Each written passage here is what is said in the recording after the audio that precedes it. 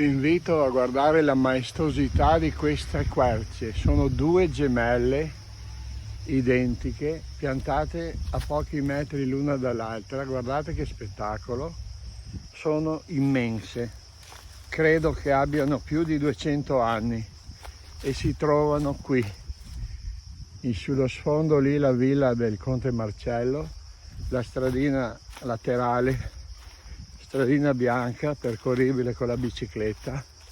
Guardate che razza di imponenza questi alberi, una magnificenza unica.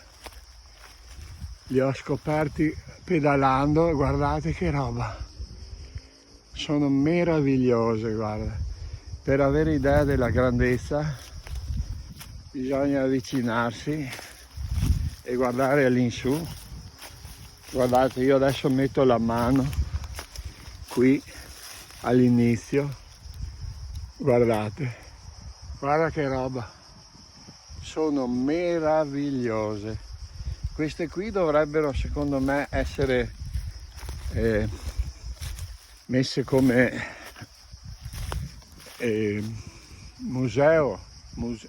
come alberi museali che vanno protetti e tutelati, sono troppo belli. Sullo sfondo la Cadore Mare,